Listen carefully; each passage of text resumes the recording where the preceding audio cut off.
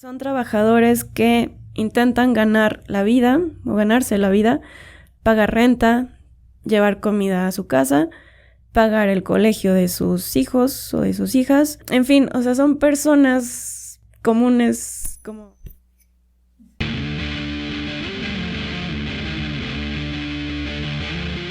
Hola, ¿qué tal? Bienvenidas, bienvenidos una vez más a este espacio llamado Sociología Cotidiana. El día de hoy vamos a ver un tema bastante coyuntural.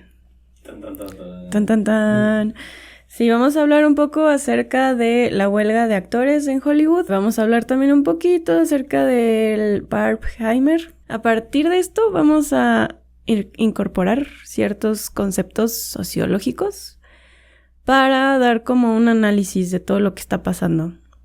Entonces, pues bueno, vamos a empezar hablando un poco del contexto, ¿no? De esto de la huelga de actores. Desde mayo, los escritores en Hollywood están en huelga y pues hace unas cuantas semanas los actores también decidieron estar en huelga. Entonces, desde los años 60, los actores y los escritores no habían estado en huelga a la vez. Entonces, es un hecho histórico. Y pues bueno, esta doble huelga surge a partir de estas demandas por parte de los escritores y de los directores y actores, debido a que pues principalmente mencionan que las personas que se quedan con todo el dinero pues son como estas vacas sagradas de Hollywood, y que los que están ahí trabajando, los que se están partiendo el lomo, los que están creando historias, los que están ahí personificando estas historias, pues no están recibiendo el dinero, o no están recibiendo un porcentaje, pues digamos que digno o propio de su trabajo, ¿no? De su esfuerzo. Entonces, pues bueno, principalmente, bueno, para dar respuesta a qué es lo que piden o cuáles son sus demandas, pues sí, digamos que es un poco obvio, pero bueno, ahorita vamos a ver por qué. Es el aumento salarial, debido a lo que les menciono, principalmente a esto que le llaman como salario residual, que hace referencia a este porcentaje que reciben o deberían de recibir los actores cuando una serie o una película en la cual participaron se sintoniza en algún medio. Esto antes era mucho más fácil pues de dimensionar y de calcular, cuando solamente se basaba en la reproducción en televisión, por ejemplo, o sea que prendías en el canal 5 y que siempre está los Fockers o no sé o Friends o no sé, bueno pero bueno, eso era más fácil de calcular, y lo que mencionan, lo que apuntan es que ahora con todos estos servicios de streaming, pues es más difícil calcular el porcentaje justo que sería pues propio para ellos, ¿no? Entonces, pues a lo que apunta principalmente todo esto es a la poca transparencia que existe a partir de el surgimiento de estos servicios de streaming y pues la poca retribución que tienen respecto a su trabajo. También están demandando un aumento en cuanto a la pensión, en su pensión, y también pues mayores capacidades para tener un plan de salud adecuado. Lo que mencionan el sindicato de actores, lo que demandan es que pues sí exista una mayor accesibilidad, porque solamente el 12.7% de los actores que son miembros del sindicato tienen o logran alcanzar su sueldo suficiente para poder tener acceso a estos planes de salud. Entonces, pues bueno, sí, ahí también vemos una inseguridad del desarrollo social, se podría decir. Y bueno, todo esto, a mí al menos en un inicio sí me hace dudar mucho. O sea, bueno, yo cuando estaba viendo todo eso, yo decía, güey, son ricos contra ricos. Pero bueno, ya sí somos un poco más, o sea, si ahondamos un poco en el tema, pues no es tan sencillo, ¿no? O sea, sí existe una gran cantidad de personas de clase media que son parte de esta industria y que no son muy visibilizados. O sea, cuando nosotros pensamos en Hollywood, pensamos en las grandes estrellas, en los grandes directores de cine, en los que tienen renombre. Sin embargo, hay un montón de personas que no tienen todavía ese estatus, ¿no? O sea, que son el señor de la basura número 2, o gente del staff, o gente que está ahí siendo dobles, que incluso ponen en riesgo su vida. Y pues lo que menciona Fran Drescher, que es la directora de este sindicato de actores, que yo soy muy su fan, así muy cañón. Soy muy su fan desde que hizo su papel de la Nana Fran. Yo la quiero mucho. Oh, thanks. Te quiero mucho, Nana Fran. También fui fan de los memes de la Nana Fran como comunista.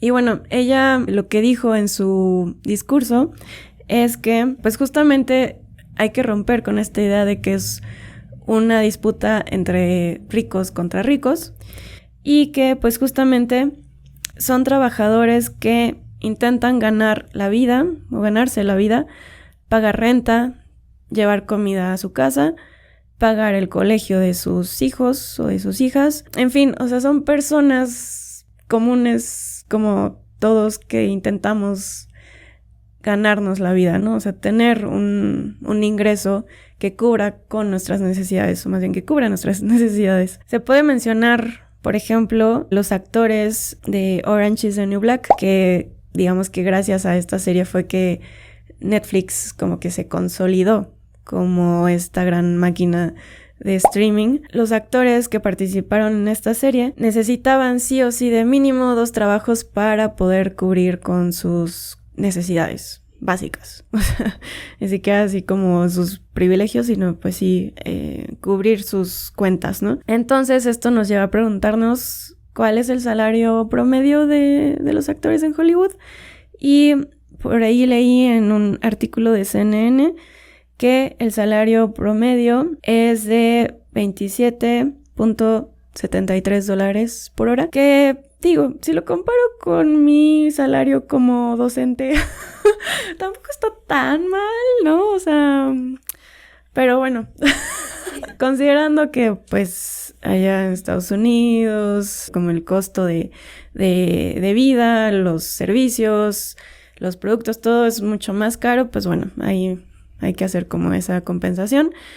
Sin embargo, pues bueno, en realidad lo que dicen estos actores es que esa cantidad pues ni siquiera es como el ingreso promedio que tiene un estadounidense, ¿no? Y pues sí, que justamente no es suficiente para cubrir con sus necesidades. Y bueno, y esto sin mencionar que es un salario que reciben no de manera fija, sino que mucho depende de sus proyectos que tengan en ese momento. Puede que en un año tengan muchos proyectos, que tengan una película súper exitosa, pero que al siguiente año ya no. Sí, depende mucho como del momento, ¿no? De que tengas éxito, ¿no? Justamente la Nana Fran, pues al menos yo no recuerdo muchas películas o series que haya participado que hayan tenido el mismo éxito que tuvo con justamente esta serie de la Nana Fran. Entonces, pues bueno, sí, creo que eso también es un punto relevante, ¿no? Que es muy cambiante y no es nada estable su fuente de ingreso. Y lo que quiero apuntar, que bueno, les voy a adelantar un poco las conclusiones, es que en todos estos negocios, en estas industrias, en estos comercios, en el sistema social en general, siempre va a haber estas vacas sagradas, estas grandes corporaciones, estas grandes... O sea, es que incluso yo diría que estos individuos que están hasta la cima de estas industrias, que son las que ganan pues la mayor cantidad de ganancias, por ejemplo, de una serie. Pienso en los CEOs de Netflix, de Disney Plus, Disney Plus, de Amazon, en fin. Justamente ellos, por ejemplo, mencionan, específicamente el CEO de Disney, leí que decía que las demandas que estaban solicitando los artistas eran algo irreal, ¿no? O sea, que eran demasiado idealistas, muy exigentes, que sí están como fuera de la realidad. Mientras que, por su parte, pues los artistas, y específicamente Fran Drescher, dijo que las condiciones que ellos querían que fueran aceptados por el sindicato de actores era, citando a Ricardo Anaya, "insulting and unacceptable". ¡Ay, cállate los hocico! Referencia culta, ¿eh? Sí, pues, o sea, bueno, lo que dijo es que las condiciones que estos CEOs y, bueno, en general, estas grandes empresas y monopolios del entretenimiento en Hollywood quieren que sean aceptados por el sindicato, pues eran horribles, ¿no? O sea, que en realidad no estaban cediendo, que no estaban siendo partícipes incluso de una negociación. Entonces, pues bueno, viendo este contexto y el panorama, pues sí es un poco complicado hablar de una negociación o que se llegue a una deliberación, al menos pronto, ¿no? En los días próximos. Entonces, pues bueno, lo que implica esta huelga es que no pueden, pues sí, no pueden producir, no pueden actuar, no pueden incluso continuar con estas presentaciones publicitarias, no pueden hablar en redes sociales de sus obras o de las series. Entonces, pues sí, en realidad se puede hablar de que hay un estancamiento de todo lo que implica la industria en Hollywood. Y bueno, incluso si pensamos que se puede llegar a un acuerdo próximamente, de todas maneras todo va a empezar a ser muy lento porque pues se tienen que cambiar legislaciones, acuerdos, pólizas o bueno, sí, o sea, mucha normativa que se tiene que firmar, en fin, o sea, son procesos que llevan mucho tiempo. Quizá ahorita no lo vemos porque pues está sucediendo, pero sí se habla que en unos meses, pues no sé qué vaya a pasar, amigos. No sé qué vaya. Ajá. O sea, quizá dependamos de, pues sí, de las noticias, de los deportes, de los reality shows, la casa de los famosos. Sí, que son como estos programas o estos productos que no implican, pues, de actores, de escritores, de directores. Pues bueno, no creo que sea el fin tal cual de la industria en Hollywood, pero sí hay una crisis, ¿no? Que ya se está, pues digamos que tejiendo. Y bueno, incluso se dice que si no hay un acuerdo para octubre o para otoño, que ya no falta tanto en realidad, entonces se podría hablar de que no va a haber acuerdos sino hasta el próximo año. Entonces, imagínense todo eso, o sea, en realidad esta huelga no beneficia a nadie, o sea, ni a los actores, ni a los directores, ni a la industria, por supuesto. Se estima un aproximado de $4,000 millones perdidos en daños derivados de la huelga. Entonces, pues bueno, sí es una suma muy, muy alta que puede seguir aumentando en lo que va de este año, ¿no? Si es que no se llega a un acuerdo. Entonces, pues bueno, si comparamos un poco el contexto actual con el contexto de los años 60 que les menciono que fue también algo similar porque también hubo esta doble huelga de escritores y de actores, en ese momento sí hubo un acuerdo, digamos que pues bastante justo para todas las entidades o bueno, para todas las partes, pero pues sí había como un poco más de disposición y de voluntad política, me parece, y económica para entablar justamente acuerdos, ¿no?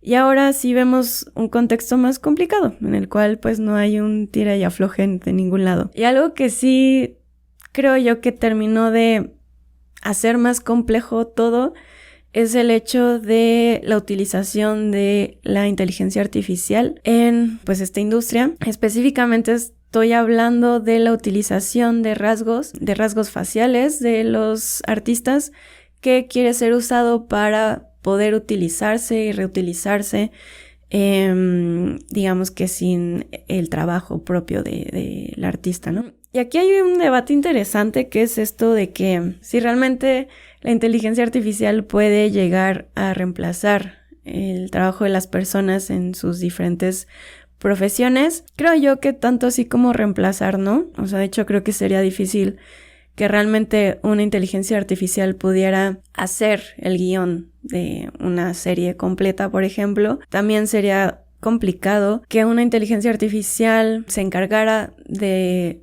crear la actuación de un artista protagónico al menos. Digamos que esto ya lo hemos visto, ¿no? O sea, recuerdo mucho que se utilizó inteligencia artificial para terminar de grabar Rápidos y Furiosos debido a la muerte de Paul Walker, porque pues bueno, se murió antes de que terminara de grabar. Y recuerdo mucho la última escena, que a mí sí me pareció como un poco extraña, ¿no? O sea, como que sí se veía un poco extraño, Creo que ahora ya pues la tecnología ha mejorado bastante, ya no se ve tan extraño.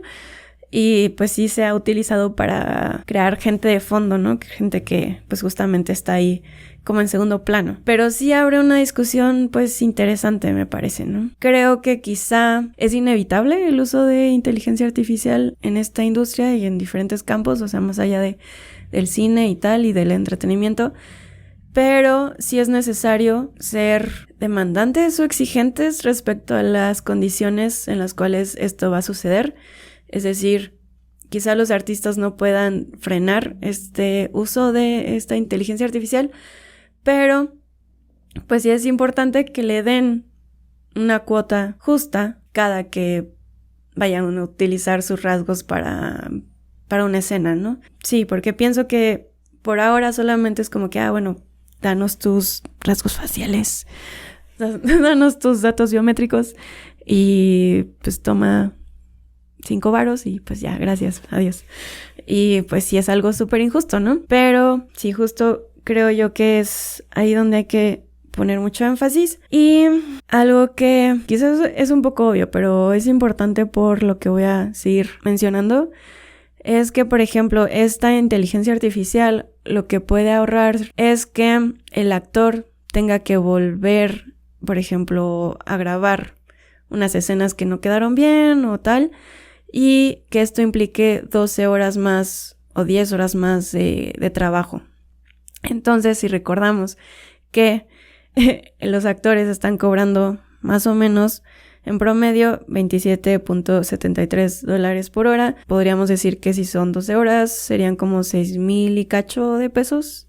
Entonces, pues sí, son pesos que pues se están ahorrando, ¿no? Entonces, si eso lo multiplicamos por 10 actores que son, entonces, pues bueno, ahí son algunos pesos que se están ahorrando, ¿no? Y que al final se traduce en ganancia importante. Y además también algo que es relevante en cuanto a todas estas dinámicas es que muchos actores de renombre que actualmente ubicamos sin ningún problema empezó siendo parte de estas figuras en segundo plano, ¿no? O sea, empezaron siendo el señor de la basura número 2 o el mesero número 3 y poco a poco fueron escalando, ¿no? A partir de su trabajo. Entonces, pues si eliminamos esa posibilidad, quizá puede ser un poco más difícil poder ir ingresando a la industria. Y aquí quisiera meter como un poco de la noción sociológica. Quisiera hablar de este concepto que es el de industria cultural, que ya después fue entendido más como algo en plural, o sea, industrias culturales, porque pues sí existe como esta fragmentación en diferente tipo de contenidos y tal, ¿no? Pero en su principio fue planteado por Adorno y Horkheimer. Esto se planteó a partir de su texto La industria cultural, iluminismo como mistificación de masas. Es un texto de 1944 y pocos años después fue que ya se empezó a hablar de este concepto como tal. Quizá valga la pena mencionar que estos autores son parte de lo que se conoce como la Escuela de Frankfurt o esta teoría crítica, la cual pues retoman ideas de Hegel, de Marx y Freud. Entonces, pues bueno, son parte de esta escuela y justamente este concepto y su texto tal cual pues se enfoca en este tipo de teorías como totalitarias, es decir, es como una concepción de lo social a partir de una totalidad que principalmente es dominada por la hegemonía. Quizá esto suena un poco complejo, pero me voy a ir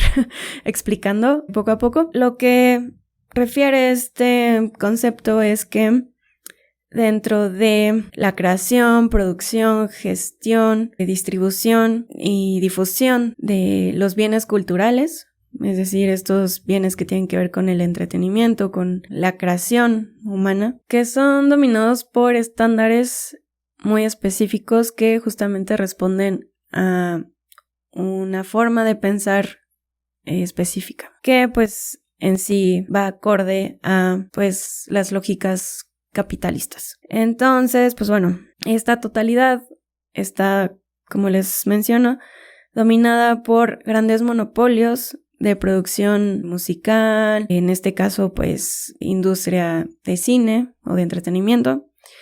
Y pues es así que esta creación cultural pues está condicionada de manera importante por este tipo de valores y por este tipo de lógicas capitalistas, en la cual pues su principal objetivo es lograr una mayor ganancia económica, un mayor beneficio económico, y esto pues conlleva que se pueda entender que las expresiones culturales se minimicen a un producto capitalista. Y aquí también quiero meter otro aspecto que es el de la cooptación o asimilación, el cual pues puede entenderse pues justamente cómo es que este sistema capitalista busca asimilar perspectivas que pueden ser entendidas como opositoras o como críticas.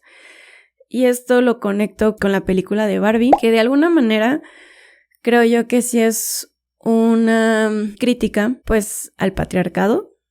O sea, sí lleva como una narración en ese sentido, me parece, lo cual yo siempre voy a defender, no me malinterpreten, o sea, yo siempre voy a estar a favor de eso, que se critiquen las lógicas patriarcales, machistas, siempre voy a defender que se visibilicen estas lógicas desiguales respecto a la mujer. Y Greta Gerwig, pues la verdad es que yo soy su fan, solamente que pues no hay que dejar de lado el hecho de que es una película de Barbie y Barbie es un producto de Mattel y Mattel es uno de estos grandes monopolios dentro de la industria, ¿no? No he visto la película, pero sí me han mencionado que lo que la película trata de entender, además de esta narrativa antipatriarcal y antimachista y antimisógina y tal, es que Mattel es como la salvadora del mundo y de Barbie y de todas las Barbies y tal. Y pues no.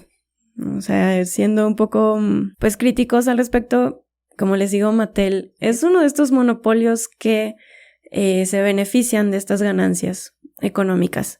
Entonces, pues ahí introduzco un poco esta parte de la asimilación y cooptación de perspectivas que pueden ser opuestas a la lógica capitalista, que valga decir que la lógica capitalista va mucho de la mano de la lógica patriarcal, ¿no? Entonces, pues sí, aquí creo yo que Barbie es un ejemplo de esto. Como les digo, no me malinterpreten, yo voy a ir a ver a Barbie y me voy a vestir de rosa y tal, pero sí es importante pues tener esto en cuenta, ¿no? De que pues está chido esto de los discursos antipatriarcales, pero no hay que olvidar pues esta otra parte, ¿no? Que se trata un poco de cómo dejar de lado, pero que a la vez es importante para entender por qué la industria está como está, ¿no? Antes de pasar a la siguiente cuestión, es que sí quiero recalcar el discurso de Gloria,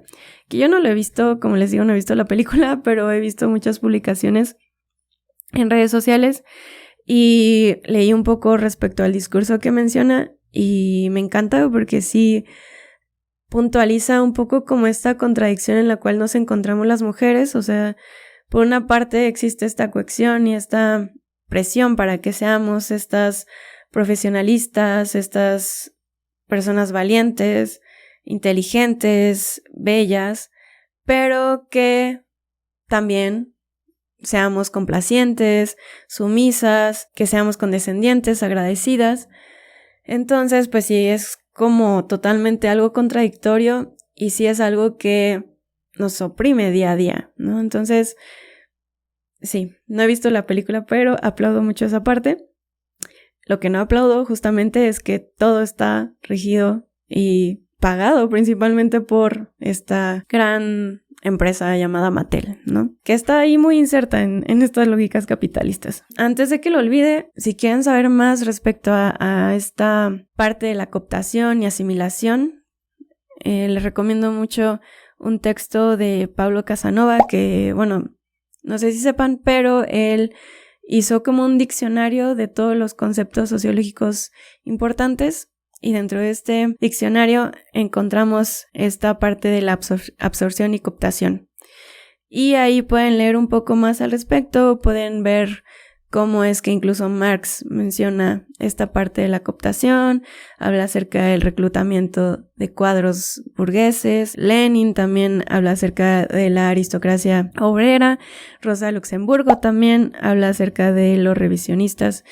En fin, si quieren leer más al respecto, les sugiero que vayan a ese texto. Y antes de que lo olvide también, si quieren saber más a detalle respecto a esta huelga, les recomiendo mucho un podcast que se llama Into It. Está a cargo de Sam Sanders y él tiene un episodio dedicado a la huelga de Hollywood. Y antes de terminar, quería mencionar pues toda esta fiebre y toda esta conmoción surgida a partir del Barbenheimer, que es como esta gran unión entre Barbie, la película de Barbie, y Oppenheimer, que pues ambas se estrenaron, curiosamente se estrenaron el mismo día, y pues sí fue como este revuelo. De hecho hubo mucho como la crítica de los que se fueron vestidos como Oppenheimer con su gabardina y su sombrero, y las personas que se vistieron de rosa, principalmente las chicas, y bueno, hubo ahí como me recordó un poco a este encuentro entre emos y ponquetos. Recuerdo mucho este encuentro, pero bueno, creo que al final también es un tema interesante hablar un poco respecto a pues cómo es que surgen estas, pues no sé si llamarles modas, pero sí como a estos intereses compartidos que están alimentándose mutuamente, pero nuevamente quiero llevarlo a esta parte de que atrás de todo esto existe pues toda una industria, toda una serie de personas, de CEOs, de vacas sagradas, por así decirlo, que están alimentándose y que alimentan a la vez todas estas lógicas y que al final pues buscan justamente optimizar sus ganancias, ¿no? Aquí no estoy criticando a nadie, o sea, como les digo, yo también voy a ver Barbie y también me voy a vestir de rosa, pero sí es importante como desentrañar todas estas lógicas que hay detrás de algo que puede ser entendido simplemente como una moda, ¿no? Que me parece que incluso es muy simplista decir que es una moda, porque va mucho más de eso. Y bueno, creo que eso es todo. Espero que haya sido interesante o que les haya creado como alguna reflexión. Ese sería como mi ideal. Y si no, pues está bien. Gracias por ver. Gracias por llegar hasta acá. Tengo muchos temas pendientes, lo sé, pero prometo que pronto los voy a ir atendiendo. Y pues gracias a todos de nuevo. Gracias por sus comentarios. Espero que dejen algunos por aquí. Espero que puedan, si no, contarme cómo les pareció la película de Barbie, cómo les pareció la película de Oppenheimer, qué piensan de toda esta huelga, de toda esta industria. En fin, gracias por todo. Nos vemos pronto. Cuídense mucho. Adiós.